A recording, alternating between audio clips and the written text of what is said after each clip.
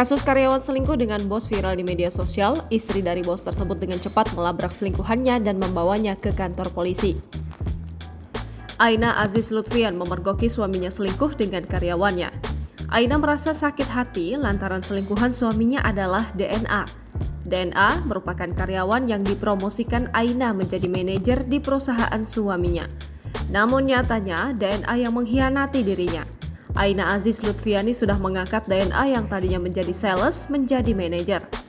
Sampai akhirnya pada 2022 lalu, Aina membongkar perselingkuhan DNA dengan suaminya.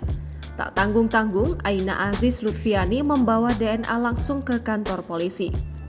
Kalau jadi istri tuh yang pintar tinggal set-set kantor polisi sama pelakornya, karyawan gak tahu diri, kata Aina Aziz Lutfiani dalam video. Ia tak menyangka wanita kelahiran 1999 itu menjalin hubungan dengan suami orang.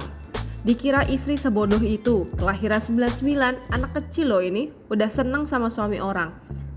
Enak ya, sampai berkali-kali gitu, enak ya suami saya, katanya. DNA yang mengenakan kerudung hitam hanya bisa mengangguk minta maaf. Maaf, kata DNA dengan suara lirih. Aina Aziz Lutfiani menerangkan ia urung melaporkan DNA dan suaminya ke polisi. Ketika itu DNA sendiri sudah memohon agar masalah ini tak lagi diperpanjang. Aku mikir dan masih kasihan sama dia, okelah gak jadi aku laporin ke polisi, kata Aina. Namun DNA justru melaporkan balik Aina ke polisi atas tuduhan penganiayaan. Saat melabrak pelakor, Aina tampak melempar gelas berisi kopi ke arah DNA. Aina juga tampak seperti memukul wajah DNA. Sampai akhirnya kini, Aina Aziz Lutfiani ditetapkan tersangka atas laporan DNA. Gua nggak mau damai, ya udah gaspol aja, terus si pelakor pun tetap angkuh mempertahankan laporannya. Sampai aku bisa jadi tersangka atas tuduhan yang timpang, tulis Aina. Setahun berlalu, menurut Aina Aziz Lutfiani, DNA kini sudah menikah. Walau sudah memiliki suami sah, namun DNA tetap mempertahankan proses hukum terhadap Aina, adik dan ibu.